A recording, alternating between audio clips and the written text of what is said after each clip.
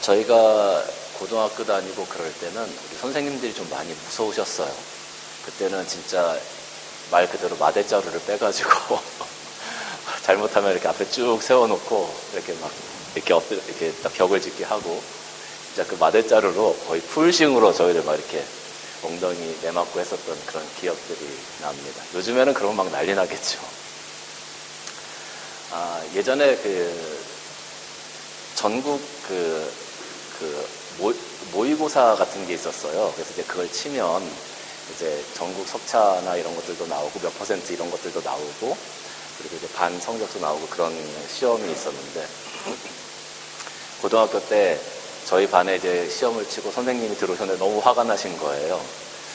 그러더니 선생님께서 하시는 말씀이 수학 70점 아래 다 나와 그러시는 거예요. 수학 70점 아래 다 나오라는 거예요. 저희 반에 그때 한 55명 정도 있었던 것 같은데 거의 한 10명 정도 빼놓고 다 나왔어요. 그래서 앞에 쭉 서가지고 그냥 그 마대자루로 다 한번 혼이 났던 그런 기억이 있습니다.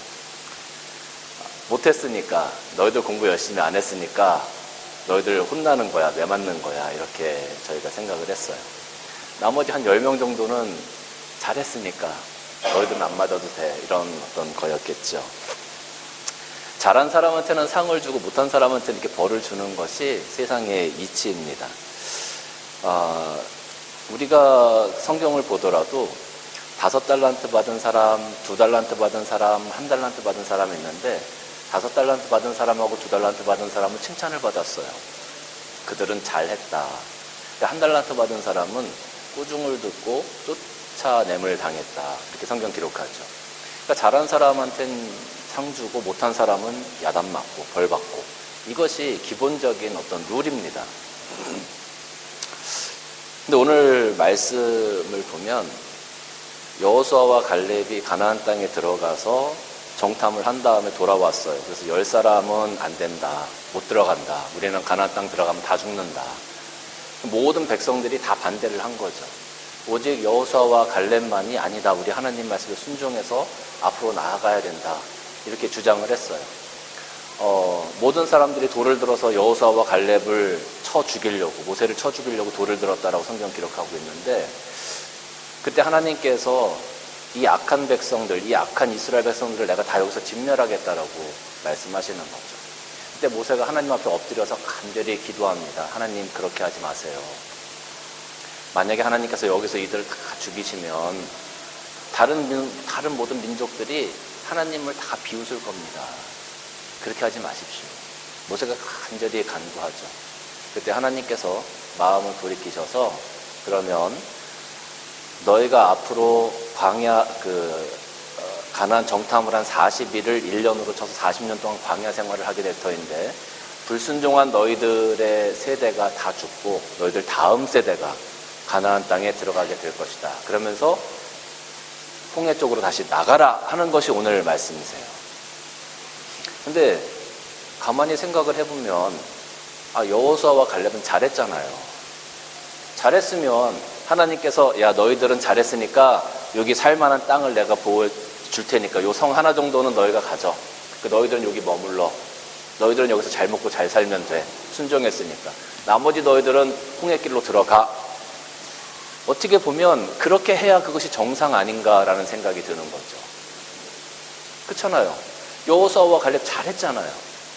그런데 하나님께서 그 홍해길로 들어가라고 할 때 여호수아와 갈렙 칭찬하시면서 네 자손들은 거기서 영원히 살 거다라고 말씀하시고 축복도 하시면서 결론적으로는 뭐예요? 야, 너도 홍해길로 가.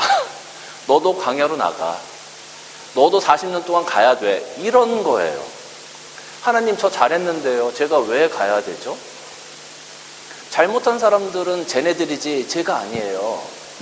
저는 하나님한테 순종했잖아요. 그러면 저희는 어떻게 해서든지 하나님의 능력으로 가나안 땅에 들어가게 하셔서 풍족하게 살게 하시고 복을 주셔야지, 왜 잘못한 저 사람들과 함께 벌을 받으라고 40년 동안 광야로 가게 하시나요? 왜 저도 함께 가야 되죠? 여호수아와 갈렙 입장에서는 충분히 그럴 수 있었겠다라는 생각이 드는 거예요. 아니, 40년 뒤에 하나님께서 약속하셨어요. 40년 뒤에 내가 너희를 가나안 땅에 들어가게 해주겠다. 40년 뒤에 좋은 젊은 시절 다 보내고 내가 나이 들어가지고 무슨 낙을 볼 게 있다고 40년 뒤에 가나안 땅 들어가서 하나님 대체 저한테 왜 이러세요? 어떻게 보면 여호수아와 갈렙 입장에서는 이게 좀 불공평하다라는 생각을 할 수도 있지 않았겠나 하는 생각이 들더라고요.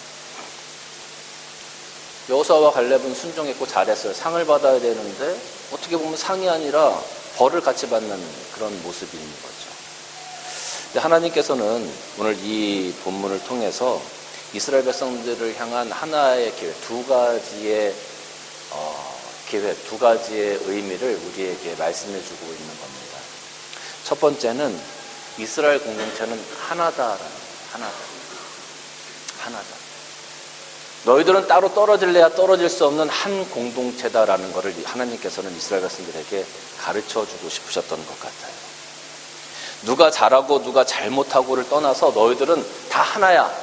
배고프면 다 같이 배고프고 상 받으면 다 같이 상 받고 너희들이 아프면 다 같이 아픈 거야. 너희들은 떨어질래야 떨어질 수 없는 그런 사이인 거야. 그런 공동체인 거야. 라는 것을 하나님께서 이스라엘 백성들에게 말씀해 주고 싶으셨던 것 같아요. 제가 가만히 생각을 해봤더니 우리가 사회생활하면서 이런 하나다라는 느낌을 가장 강하게 받을 수 있었던 때가 어떤 때였냐 하면 제가 군대에 있을 때였었던 것 같아요. 군대에 있을 때. 우리 여성분들은 군대 얘기하는 거 진짜 싫어하시지만 이 군대라는 건 조금 특이해요. 이 특이해서 문화가 거기 군대에 가면 이제 뭐 소대 배치가 되고 중대 배치가 이렇게 됩니다. 소대가 이렇게 되면 한 40여 명, 50명 이렇게 있거든요. 그런데 그 중에 잘하는 사람도 있고 못하는 사람도 있어요. 훈련을 받다 보면. 그런데 못하는 사람이 있잖아요. 그러면 그 사람만 혼내면 되잖아. 그런데 그 사람만 혼내는 게 아니라 꼭 그 분대나 소대 전체를 다 얼차례를 주고 혼을 내요. 그러다 보니까 이게 어떤 현상이 생기냐 하면 처음에는 막 욕을 합니다. 너 때문에 우리가 다 뭐 이렇게 힘이 드니 막 욕을 해요. 그런데 이것이 조금 시간이 흘러가다 보면 그 사람이 못하는 것, 어려워하는 걸 서로 커버해 주려고 그래요. 그러면서 서로 잘 해보자고, 서로 벌받지 않게 해서 잘하려고 많이 노력하고 또 그 사람의 부족한 걸 커버하려고 하다 보니까 그 사이에서 끈끈한 전우애 같은 게 생기는 거예요. 형제 같은 게 생기는 거예요. 처음에는 남남이었지만 한 달, 두 달만 지나면 친형제보다 더 친해지게 되어져서 서로를 잘 보살펴주고 서로를 이끌어주는 그런 관계가 되는 게 이 군대 문화입니다. 물론 뭐 안 좋은 것도 있죠. 요즘에 뭐 DP나 뭐 이런 영화 보니까 뭐 엄청나게 뭐 이렇게 그 얼차례하고 안 좋은 그런 것들도 보여주긴 하던데 긍정적인 부분에 있어서는 그런 부분들이 있는 것 같아요.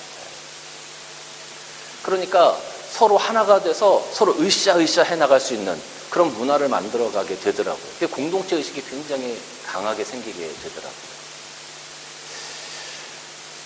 하나님께서 이스라엘 백성들에게 원하셨던 그런 부분들이 너희는 하나의 공동체다. 너희 한 사람, 너희 한 가정이 잘하는 것이 아니라 이스라엘 백성 모두가 함께 잘해야 된다는 것을 하나님께서는 이스라엘 백성들에게 가르쳐주고 싶으셨던 거예요. 그래서 여호수아와 갈렙이 잘했지만 너희들은 한 공동체니까 함께 가라라고 말씀하시는 것과 같다라는 것이죠. 여러분 이거는요 우리가 사회생활뿐만 아니라 가정에서도 마찬가지인 것 같아요. 가정에서도 가정 구성원들이 함께 다 잘해야 그 가정이 행복하잖아요. 그 가정 구성원들 중에서 하나만 한 사람이라도 사고치고 다니면 그 가정은 항상 힘들어요. 항상 걱정거리가 있어요. 항상 고통당해요. 여러분 우리 살다 보면 우리 아내분들이 그런 생각 많이 하시죠. 아유 저거 나 아니면 누가 저 사람 챙기나 이런 생각들 우리 아내분들은 한 번씩 다 하시죠. 뭐 맨날 돈을 잘 벌어오는 것도 아니고 자상한 것도 아니고 나가서 뭐 친화력이 있는 것도 아니고 돈도 맨날 못 벌어오면서 맨날 아프다고만 하고 이거 뭐 진짜 나 아니면 이거 누가 걷어주나 이런 생각 우리 한 번씩 하죠. 그럼에도 불구하고 아유 그래 내가 짊어져야 돼 십자가 그렇게 생각하고 오늘 또 살아가고 또 참고 살아가고 여러분 왜 그렇습니까? 가족이기 때문에, 한 공동체이기 때문에, 한 공동체이기 때문에. 자녀가 나가서 사고치고 다녀요. 자녀가 나가서 막 안 좋은 일이 생겨요. 그러면 그 누가 수습합니까? 부모가 나가서 수습해야 되는 거예요. 왜? 우리 한 공동체이기 때문에. 만약에 아내가 아파요. 그러면 온 가족이 다 힘든 겁니다. 누구 한 사람 아프면 온 가족이 다 신경 써야 되는 겁니다. 어쩔 수 없어요. 왜? 한 공동체이기 때문에. 한 사람만 잘해서 되는 것이 아니라 모두가 함께 잘해야 되는 거예요. 정말로 한 사람이 너무 잘했어. 그 한 사람으로 인해서 모든 가족들이 다 기뻐하고 모든 가족들의 삶이 다 업그레이드 될 수도 있어요. 왜? 우리 가족이니까. 하나만 잘 돼도 사실 다 쫓아가, 그렇게. 근데 한 사람이 못하면 그 한 사람 때문에 모든 가족이 다 밑으로 내려가는 거예요. 그게 어쩔 수 없는 것 같더라고요. 한 공동체, 한 배를 탔다는 것이 바로 그런 의미입니다. 여러분, 우리 교회도 마찬가지죠. 교회도 우리가 예수 그리스도 안에서 한 몸, 한 지체된 한 공동체입니다. 우리 교회에서 한 사람만 잘하고 한 사람이 못하고, 사실 우리 교회 만약에 성도들 중에서 한 사람만 우리 속을 썩이는 사람이 있다고 한번 가정을 해보십시다. 그 사람 때문에 모든 성도들이 다 고통당할 수밖에 없는 거예요. 그게 한 배를 탄 공동체라는 거죠. 바울은 한 번만 넘겨주실래요? 바울은 고린도전서 12장 20절부터 이렇게 기록하고 있어요. 이제 지체는 많으나 몸은 하나다. 지체는 많죠. 손, 발, 몸 많이 있죠. 그런데 몸은 하나라는 거예요. 눈이 손더러 내가 너를 쓸 데가 없다 하거나, 또한 머리가 발더러 내가 너를 쓸 데가 없다 하지 못한다. 당연한 것 아닙니까? 눈이 없으면 어떡해요? 눈이 없으면 우리 어떻게 볼 수 있습니까? 발이 없으면 우리가 어떻게 다닐 수 있습니까? 그뿐 아니라 더 약하게 보이는 몸의 지체가 도리어 요긴하고, 우리 몸에 덜 귀히 여기는 그것들이 더욱 귀한 것들로 입혀주며, 우리의 아름답지 못한 지체는 더욱 아름다운 것을 얻는다. 그런즉 우리의 아름다운 지체는 그럴 필요가 없느니라. 오직 하나님의 몸이 고르게 하여 부족한 자에게 귀중함을 더하사 몸 가운데 분쟁이 없고 오직 여러 지체가 서로 같이 돌보게 하셨느니라. 만일 한 지체가 고통을 받으면 모든 지체가 함께 고통을 받고, 한 지체가 영광을 얻으면 모든 지체가 함께 즐거워한다. 너희는 그리스도의 몸이요 지체의 각 부분이라. 우리 손가락이 조금 아파요. 그럼 이 손가락 아픈 것 때문에 모든 몸의 신경이 다 여기 집중이 되는 거죠. 요거 손가락 끝마디 조금 아픈데 온 몸이 다 힘들어요. 여러분, 치통 같은 거 어떻습니까? 이가 아파요. 그거 하나 아무것도 아닌 것 같은데 그거 하나 작은 게 아프니까 온몸이 다 힘들어요. 그런 겁니다. 우리가 지체라는 것은 하나도, 아무리 약한 것 하나도 그냥 거저 버릴 수가 없는 거예요. 그거 하나 때문에 우리가 함께 살아가고 있기 때문에, 그거 하나 때문에 내가 살아갈 수 있는 거기 때문에 우리가 함께 한다는 것이 굉장히 중요하다는 거예요. 가정에서도 그렇고 교회 생활에서도 그렇고, 특별히 오늘 바울은 우리 교회 공동체, 믿음의 공동체를 한 몸이다라고 지칭하고 있어요. 여러분들의 삶이 교회 안에서 아무것도 아닌 것 같지만 여러분들이 있음으로 해서 이 교회가 온전케 되어지고, 여러분이 그 자리에 서 있음으로 해서 그리스도의 몸된 교회가 세워져 간다는 것을 여러분 꼭 기억하시기를 바랍니다. 여러분의 가정 가운데서 여러분이 그 자리에 서 계심으로 해서 여러분의 가정이 세워지고, 여러분이 그 어려움을 감당함으로 해서 여러분의 가정이 든든하게 세워져 간다는 것을 여러분 꼭 기억하시기를 바랍니다. 그게 공동체의 삶입니다. 하나님께서는 여호수아와 갈렙이 잘했다고 거기서 빼내지 않으셨어요. 그리고 함께하게 하셨어요. 왜? 너희는 한 배를 탄 한 공동체다라는 걸 말씀하시기 위해서. 두 번째는 여호수아와 갈렙을 모범자로 세우신 겁니다. 사명자로 이스라엘 백성들 가운데 세우신 겁니다. 이스라엘 백성들이 다 하나님의 뜻을 불순종했어요. 이스라엘 백성들이 하나님의 뜻을 한 사람도 받아들이지 않았어요. 다 불순종한 사람들만 있었어요. 근데 그 사람들만 광야로 보내면 뭔 일이 나겠습니까? 누군가는 그들을 이끌어야 할 거고 누군가는 그들에게 모범을 보여줘야 되지 않겠습니까? 누군가는 그 자리에 서서 사명을 감당해야 되지 않겠습니까? 너희들이 잘못되었다고 얘기해줘야 되지 않겠습니까? 그 사명을 여호수아와 갈렙이 감당해 주기를 하나님께서 원하셨던 거예요. 다시 말하면 여호수아와 갈렙이 이스라엘 공동체와 함께 그 광야길로 들어가게 된 것은 함께 벌을 받는 것이 아니라 하나님으로부터 새로운 사명을 부여받은 겁니다. 그들에게 순종의 모범을 보여주라고 말이에요. 여러분, 굉장히 중요합니다. 그들이 40년 동안 광야 생활을 하면서 이제 그 앞전 세대가 다 죽고 그 2세대들이 다 성장하면서 올라옵니다. 그러면 그 2세대들이 바라볼 때 여호수아와 갈렙은 어떤 존재예요? 다른 사람들은 다 광야에서 죽었지만 저 두 사람만큼은 살아서 가나안 땅에 들어간다. 왜? 무엇 때문에? 그들이 교훈을 얻을 것 아닙니까? 그들의 존재만으로도 그 이스라엘 공동체에서는 엄청난 교훈이 되는 겁니다.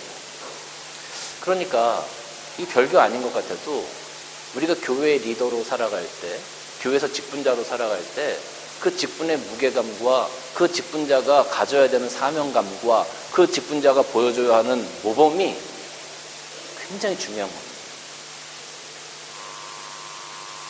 뭐 직분을 받고 장로 직분을 받고 안수 집사 직분을 받고 목사 직분을 받고 예전에 살던 것처럼 그냥 그대로 살아간다. 이건 말이 안 됩니다. 교회에서 집사 직분을 받고 예전에 살아간 것처럼 그대로 이건 말이 안 되는 거예요. 교회 리더로 세워진다라는 것은 하나님께서 우리에게 모든 성도들에게 함께하는 모든 그리스도인 그 공동체에서 모범을 보여주라고 순종의 본을 보여주라고 우리를 세우신 거예요. 이게 얼마나 중요한 일입니까? 다른 사람들은 다 하나님의 말씀에 불순종한다 하더라도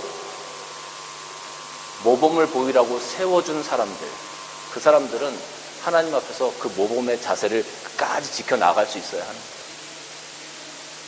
그래서 하나님께서 여호수아와 갈렙을 그들 가운데 세우신 겁니다. 제가 이렇게 교회 일을 하다 보면 복사할 일이 참 많아요. 집에서 복사를 하는데 이 원본이 아주 깨끗하고 사진처럼 선명하잖아요.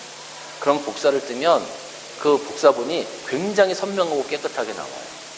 그런데 어떤 때는 이 컴퓨터로 이렇게 스캔을 떠서 봤는데 원본이 조금 흐릿하고 잘 안 좋아. 그러면 그걸 복사하잖아요. 복사본은 더 안 좋게 나와요. 여러분, 이게 우리가 어떤 모범의 모습을 보여주느냐에 따라서 우리를 바라보고 하나님을 바라보는 사람들의 모습이 좋은 모습이 될 수 있느냐, 좋은 복사본의 모습을 가질 수 있느냐, 아니면 안 좋은 저퀄리티의 복사본의 모습을 가질 수 있느냐가 결정되어진다는 거예요.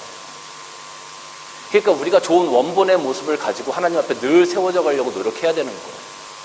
원본의 모습이 좋지 않고 모범을 보여주는 사람의 모습이 좋지 않은데 어떻게 그 사람을 보고 좋은 모습을 가질 수 있겠습니까? 그러니까 이 모범을 보인다는 게 굉장히 중요해요. 여러분, 가정에서도 마찬가지입니다. 우리 가정의 달이잖아요. 여러분, 가정에서 아버지의 모습을 아들이 그대로 카피합니다. 안 하는 것 같죠? 어릴 때는 몰라요. 근데 조금씩 나이가 들면서 아버지의 모습이 그대로 나옵니다. 딸들은요, 어머니의 모습을 그대로 카피합니다. 아닌 것 같죠? 나중에 나이가 들면 그 어머니의 모습이 이상하게 생김새도 똑같아져. 제 아내가 남동생 형제가 있어요. 그런데 가끔 보면 그런 얘기를 해요. 아이고야, 아빠 들어오는 줄 알았다. 남동생이 들어오는데 아빠 들어오는 줄 알았대요. 제가 봐도 제 장인어른 모습하고 똑같아. 점점 닮아가, 나이가 들수록. 근데 더 웃긴 건 뭔지 아세요? 처남이 이제 이렇게 제 아내를 만나잖아요. 그러면 깜짝 놀랐네요. 엄마인 줄 알았다. 서로 아빠 닮았고 서로 엄마 닮았고. 그렇게 얘기해요. 근데 제가 가끔 보잖아요. 저도 가끔 보면 장모님 모습이 제 아내 모습이 그대로 있어요. 이야, 이렇게 진짜 젊고 어릴 때는 몰랐는데 나이가 들어가니까 그 부모의 모습이 그대로 녹아나더라고요. 저는 그 두 사람을 보면서 두 사람만 그런 줄 알았거든요. 근데 가끔 제 아내하고 저희 아이들이 저를 보면서 깜짝이야, 할아버지인 줄 알았어. 저는 안 그런 줄 알았는데 저도 똑같이 그렇게 나오더라고요. 그대로 카피해요. 그대로. 그러니까 여러분들이 가정에서 자녀들에게 어떤 모습을 보여주느냐가 굉장히 중요합니다. 저 녀석 저거 누구 닮아서 그래? 나 닮아서 그렇지, 누구 닮아서 그래. 결국은 나를 닮게 되더라고요. 결국. 그러니까 여러분, 우리가 가정에서 자녀들에게 좋은 모습을 자꾸 보여줘야 돼요. 나쁜 모습을 보여주지 말고 안 좋은 모습 보여주지 말고 자녀들 앞에서 좋은 모습을 자꾸 보여줘야 그 자녀들이 좋은 모습을 자꾸 카피하게 되는 겁니다. 어떤 아빠와 아들이 레스토랑에 들어갔습니다. 이제 식사를 하기 위해 들어갔겠죠.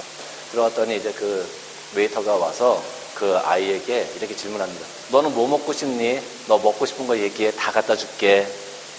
아이가 너무 예쁘니까 웨이터가 그렇게 얘기했어요. 그랬더니 이 아이가 뭐라고 했냐면 그래요? 그럼 나는 우리 아빠 먹는 거하고 똑같은 거 주세요. 이 아빠는 맥주가 마시고 싶었거든요. 근데 아이가 우리 아빠 먹는 거 똑같은 거 주세요. 그러니까 맥주를 마실 수가 없는 거예요. 오렌지 주스 주세요. 그래서 오렌지 주스를 사이좋게 나눠 마셨습니다.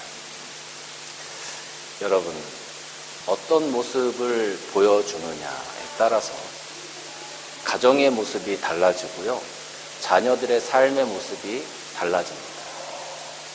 교회에서 목사님들과 또 장로님들과 권사님들과 안수 집사님들, 또 우리 집사님들 어떤 모습을 보여주느냐에 따라서 그 교회의 모습과 미래가, 분위기가 달라지는 겁니다. 여호수아와 갈렙에게 하나님께서 그 사명을 맡겨주셨죠. 모범의 모습을 보이라고. 아무도 순종하지 않는 그 공동체에서 하나님의 말씀에 순종하며 그들을 이끌고 가기가 얼마나 힘들었겠어요. 얼마나 힘들었겠어요. 나하고 180도 다른 성향을 가진 사람들, 그 안에 들어가서 그들을 하나님 앞으로 이끌고 가야 된다는 것이 얼마나 힘들었겠어요. 그래서 그걸 아까 제가 사명이라고 말씀드린 겁니다. 가정에서 부부가 만나서 살아가요. 전혀 알지 못했던 20여 년 동안 다른 배경을 가지고 살아왔던 사람들이 결혼을 해서 살아가요. 한 가정을 꾸미고 아이를 낳고 살아가요. 안 싸운다는 것이 더 이상하죠. 싸우면서 내가 갈라서야 되겠다라는 생각을 얼마나 많이 했었겠습니까? 그러나 그걸 넘어와서 오늘까지 온 것 아닙니까? 나와 성향이 맞지 않는 사람, 그걸 맞춰서 하나님께로 끌고 가는 것이 얼마나 힘들었겠어요. 우리가 개인적으로 살아가는 것도 이렇게 힘이 든데, 그 많은 사람들. 그런 모범의 역할을 하나님께서 오늘날 우리들에게도 요구하신다는 거죠. 자녀들을 위해서, 교회를 위해서. 바울이요, 고린도전서 4장 16절에 보면 이렇게 되어져 있어요. 그러므로 내가 너에게 권하노니 너희는 나를 본받는 자가 되라. 제가 이 말씀을 쭉 읽으면서 바울이 자기를 드러내려고 이런 말을 했다고는 생각이 들지 않았어요. 고린도 사람들이, 고린도 교회를 바울이 많이 사랑했고 많은 교훈을 줬고 또 많은 교제를 했음에도 불구하고 계속적으로 분쟁이 생기고 문제가 생기고 고린도 교회에 계속 문제가 생기는 거예요. 믿음으로 예수 그리스도를 바라보고 좀 잘 세워졌으면 좋겠는데 맨날 율법주의자들이 와서 흔들면 흔들리고 자기들끼리 싸우고 뒤지고 볶고 하니까 바울이 너무 답답한 거야, 마음으로. 그러니까 바울이 뭐라고 그랬냐면, 야, 대체 너희들 그만 싸우고 좀 예수님 좀 바라봐. 내가 예수님 바라보는 것처럼 제발 좀 바라봐. 제발 나를 좀 본받아 봐. 바울이 정말 답답한 마음으로 그렇게 얘기를 하는 거예요. 자녀가 맨날 사고치고 말 안 듣고 공부도 안 하고, 여러분 그 자녀를 붙들고 야단칠 때, 야, 아빠 좀 봐봐. 아빠는 아침 일찍 나가서 밤늦게까지 수고하고, 엄마는 맨날 저렇게 너희들 케어한다고 쫓아다니고 그러잖아. 그럼 여러분 이렇게 얘기하는 게 아이들한테 나를 자랑하려고 하는 거예요? 아니잖아요. 얼마나 답답하면, 야, 아빠 봐. 나도 이렇게 하고 있잖아. 근데 너 좀 해야 되는 거 아니야? 지금 바울이 그런 모습인 거예요. 야, 나 좀 봐. 나도 이렇게 하잖아. 너희들은 집에서 편히 먹고 편히 살지. 나는 맨날 여행 다니면서 선교여행 하면서 죽을 고비 넘기고 이래도 나는 예수님만 바라보고 살잖아. 제발 나 좀 봐. 바울이 얼마나 답답하면 이렇게까지 얘기했겠어요. 사랑하는 성도 여러분, 바울은 너무 답답한 나머지 이렇게 이야기했지만, 나중에 우리가 인생의 말년이 되어서 교회에서 혹은 내 자녀들에게, 얘들아, 너희들은 나처럼 살았으면 좋겠다 라고 이렇게 한마디 해줄 수 있는 삶을 우리가 살아갈 수 있다면, 그게 얼마나 정말 복된 삶이고 행복한 삶이고 자랑스러운 삶일까 하는 생각을 한번 해봅니다. 여러분 스스로 부끄러운 모습 갖지 않도록 하나님 앞에서 정말 최선의 모습을 가지고 서서 나중에 인생의 말년에, 여러분 제가 살아온 것처럼 여러분도 살아가시기를 원합니다. 얘들아, 이 아빠가 살아간 것처럼 너희들도 그렇게 살아갔으면 좋겠어 라고 이야기할 수 있는 여러분들의 삶이 다 되어지시기를 주님의 이름으로 간절히 축원합니다. 기도하시겠습니다.